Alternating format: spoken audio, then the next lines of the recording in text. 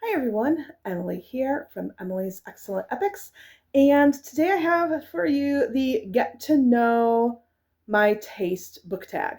Um, this was originally created by My Name is Mariness, and I saw someone do this and I thought, oh, that's a good idea. I did the BookTube newbie tag when I first started my BookTube channel a while ago, and I've had some new subscribers then, so I thought I would do this tag just to um, give people an understanding of where I'm coming from and um, kind of just give an update on where I'm at. Reading tastes change, and I feel like since 2021, my reading tastes have changed just a little bit. Not a whole ton, but enough. So let's get started. There are, I think, 14 or 15 questions. So let's get started. Number one, how do you rate books? Like, do you do star rating system or something else? I do complete a star rating system. I don't give out, I give out like 3, 4, 4.5, 5. I don't do like 0.75 typically. Um, I don't do like 0.25 typically. I also, some people will do like a 6 star where it's like, this is like an all time fave now.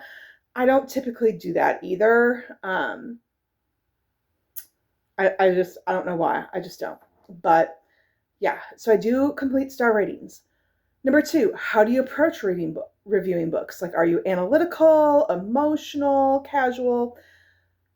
Honestly, it really depends based on the book and what the book is doing. So, if it's like a romance book or a fantasy romance or romantasy, I'm going to be a little bit more emotional because when I read that book, I'm looking at, am I here for a good time? And did I get that good time? And if it's a romance book that handles some heavier themes, like Abby Jimenez typically does, I look and rate based on, are they handling, I also include like, are they handling that heavier theme in a good way? Um, if I'm reading something like um, like a nonfiction or an epic fantasy or a literary fiction, I might be more analytical, where I'm looking at how were the characters developed, how were the themes developed, and then of course I do have that emotional aspect. Did I just enjoy the book? Um, did I did it if it's supposed to cause an emotion, like if I'm supposed to be angry over something like an injustice in this book, was I appropriately angry? If it was supposed to be like I was supposed to be sad because someone experienced some kind of a loss, was I appropriately sad over, or was just kind of like eh? So it really depends on what the book is and um, what the purpose of that book, like what is it trying to do? Is it trying to evoke an emotional response in me? Number three, what is the book that made you a reader? I'm looking to see if I can find it. There are a few here. There are a few books here that made me a reader. The Pokey Little Puppy. It was a little golden book. I love this book so much. Love it to death. And if I can find this, anytime I go to a baby shower, I always give the Pokey Little Puppy. Similar vein, Pat the Bunny. I don't have that book, but I try to give that for baby showers. Where the Wild Things Are by Maurice Sendak. Green Eggs and Ham by Dr. Seuss. We wore out multiple copies of this book when I was a kid. Same with The Very Hungry Caterpillar by Eric Carle. All those books were books that were heavily influential when I was a little girl, like little itty bitty, 3, 4, 5 years old. And, you know, I was always a reader. I lived within walking distance to the library. And my father was a huge reader. My mother was as well. But my father would take us to the library and when I was a little itty bitty, like the librarians all knew me by my name because I was there so often. Do you have a genre niche? Sort of, kind of. Fantasy and romantasy are the three like top genres that I read from. Throw in some cozy mysteries. Throw in some contemporary. I don't read a whole ton of contemporary, but I'll read a contemporary here and there. Um, those are like but fantasy romance, romantasy, and just romance, like straight romance, are kind of my niche. Do you prefer character driven or plot driven? Both. I don't know. Like my favorite author is Robin Hobb, which she's clearly very character driven. Um, but my second like go to like fantasy person that I really have been enjoying reading from lately is Brandon Sanderson, and he is very plot driven. But he does have like he's very plot driven, but he also really does a good job developing characters. Yeah, I think I'm more character driven. And here's why. Like I need a good fully fleshed out character. Um and I feel like the plot is driven by that character. And what they're doing and their motivations. And if we don't have that, then we don't have the plot. Number 6, what's a book you love so much if someone doesn't like it, you don't care? Like, I love it enough for everyone. No book. And here's why. Because I love books. If it's a book that I love so much, I'm going to want you to read it and enjoy it. And I'll be sad if you don't because I think it's such a wonderful book. Um, like, if it's a book that I love so much, I'm going to want to recommend it to you. I'm going to want you to read it. I'm not going to be like, it's okay if you don't like it. I'll love it. Like, yeah, I feel like if it's a book that I love a lot, I feel like that book has value. And so I want other people to appreciate it and enjoy it. And I understand that reading is subjective. Like I get that here. There are times where I need to accept that here. Um Number 7, what is a book you love so much if someone doesn't like it, your tastes don't align? Hmm.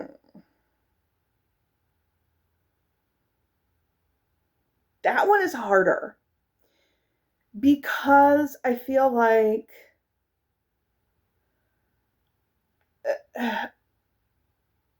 because I read like across a variety of genres, I feel like I could answer it more like what is a book that you hate? And if someone absolutely loves it, your tastes don't align. Like I am not a Frederick Bachman fan at all. Like I um I read Beartown and I enjoyed it. I DNF'd Anxious People pretty quickly. By like page 20, I was like, nope, this is not for me. I tried reading book 2 in the Beartown series, whatever it was. I can't remember what it was. Um, and I just realized Frederick Bachman is not the author for me. Like I feel like he beats you over the head with the themes, and I want it more nuanced. Like I'm an intelligent human being. I don't need to be beaten over the head with the themes. I want to be able to read and go, this is the thread line of the themes running through things, not constantly telling me and beating me over the head.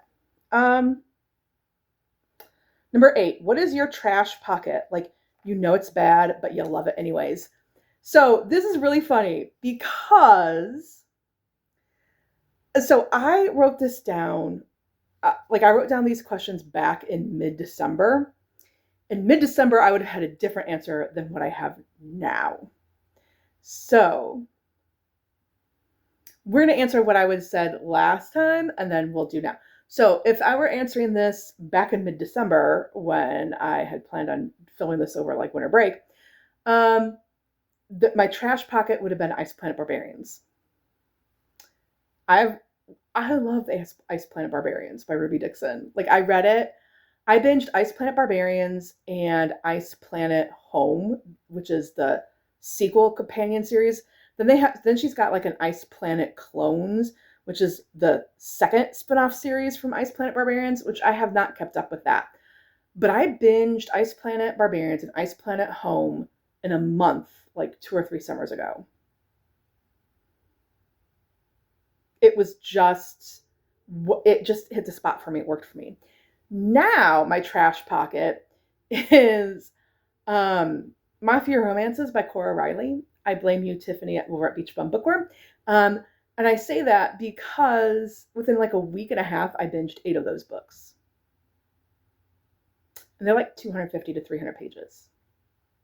8 books in a week and a half. Yes. Yeah. All right. Any deal breakers in books? Meaning, like, is there anything in a book that you're just like, nope, I won't read it? I hate adultery. Like, like whenever it's like I'm with someone, but there's this other guy, and I think I like him better. No. Even if they're not married, if you're with someone and you start developing feelings for someone else, and you start to slowly act on those feelings, but you don't break it off with the first person that you're dating or engaged to or married to, that's cheating, and I have a problem with that. Break off the relationship, then go to that person. Or break off that relationship and spend some time making sure that you're in a good, healthy place to then start a new relationship. That's kind of a deal breaker for me. Number 10, any strong opinions about a book that was released this past year? So in 2025. Yeah. The one that comes to mind is Say You'll Remember Me by Abby Jimenez. I loved it. I thought it was great. I did not love a plot point with the father of our main female character. And I'm not going to say what it is because I don't want to give out spoilers, but I've kind of hinted at what that could have been. Number 11, what do you look for in writing? Is it prose? Is it themes? Character development? Look, I'm good with purple prose. I like a good purple prose if it's done well and if there's a reason for that purple prose. I'm looking for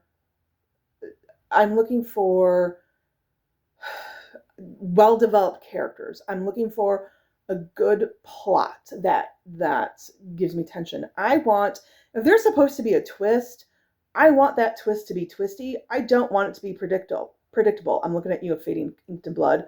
I thought that was predictable by Danielle Jensen. So if there's going to be a twist, I want to be surprised by that twist, but I also want there to be clues for that twist. So, for example, in Ember in the Ashes, that series by Sabaa Tahir, there are twists where you're like, I didn't see that coming. Okay. However, she laid the clues out for you for those twists. Like on a reread, I'm like, oh, here's that clue. Oh, here's that clue. Here's that clue. How did I not see those things? Like they were all there. Like it shouldn't have been a surprise. I do like themes. Like I love it when fantasy. So I love it when fantasy and when sci-fi, when they make social commentary. I can't handle it in contemporary fiction because it's too close. Like contemporary fiction can actually really happen. So I don't want to deal with a political commentary or social commentary or, dealing with trauma simply because I work at a Title I school. I deal with that. in my day-to-day life with students. And I don't want to read a book. I don't want to deal with it, that where it's like, this could really happen. However, like in fantasy, we don't have talking plants. We don't have dragons. We don't have aliens, like, so I can, when it's kind of removed of like, this really can't happen, then I can deal with the commentary, and I appreciate it and I do enjoy it. Number 12, how do you decide what to read next? A variety of ways. Sometimes I go where the wind blows and my mood drives it. Sometimes I do readathons, like the Amazing Readathon hosted by Brie over at 4 Paws in a Book, and they might drop a prompt and you're like, oh, I got to find a book that fits this prompt. Or I'm going to do Realmathon hosted by Cassidy over at Covers with Cassidy, and I'm on the Paladin team. So next month I'm going to be picking books heavily where hopefully I can find something where it's a theme that they fight injustice and an author that I've previously read, because those two prompts, like, are team prompts, and so that will give me some extra bonus points. And then sometimes I'm just like, oh, I'm part of a book club. I need to read this book for a book club. Or I'm just like, I am just kind of in the mood for a chunky fantasy, or I'm in the mood for something lighter. It really kind of depends. Sometimes I half of the books I read are like strictly like, I have to read this for TBR for some reason or other, and half of my books in my monthly wrap up are like, the wind blew and I went in that direction. So, number 13, where do you get ideas for booktube content? I watch other booktubers. And I go, I like that idea. I'm going to steal that. So that's how I get my ideas for content. Number 14, if you can make any book go viral right now, what would it be?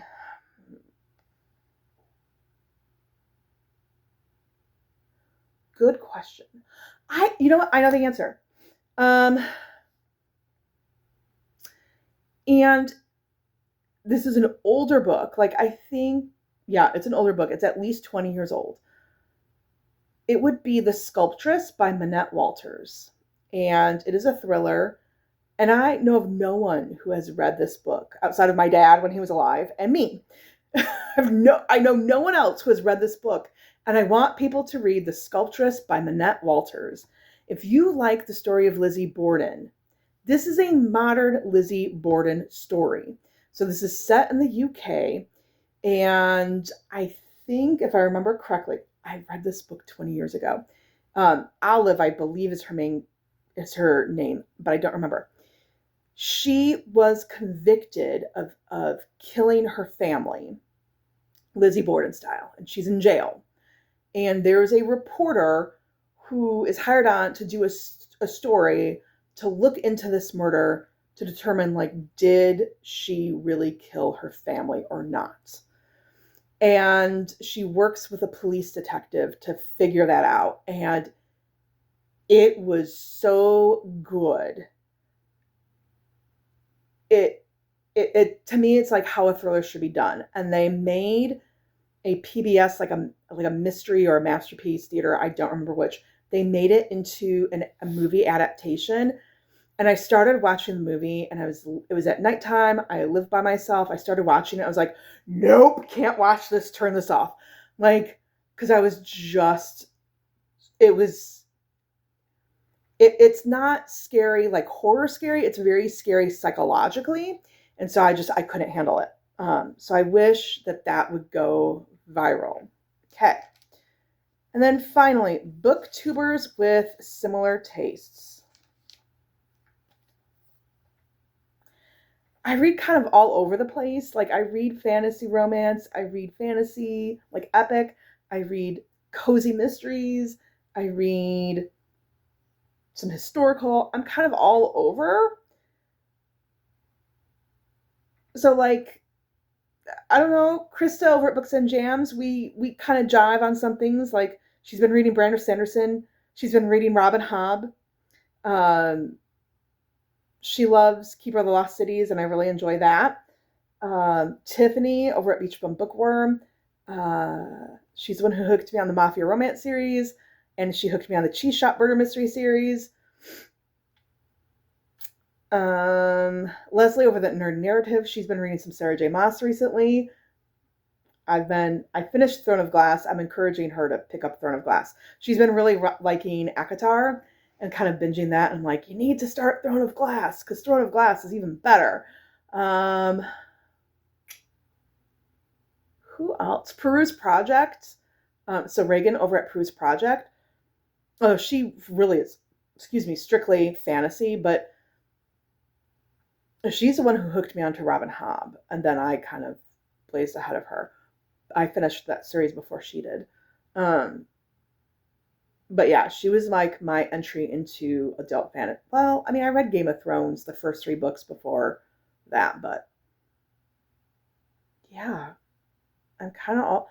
That's the problem when you're kind of all over the place. It's kind of hard to be like, I'm exactly like this booktuber. I'm not. Like, I'm all over the place. So, and that I like that. I do read some classics. So if you like classics, Tiffany over at Beautiful Minutia. Who else is heavy classic? Dia over at Novel Idea.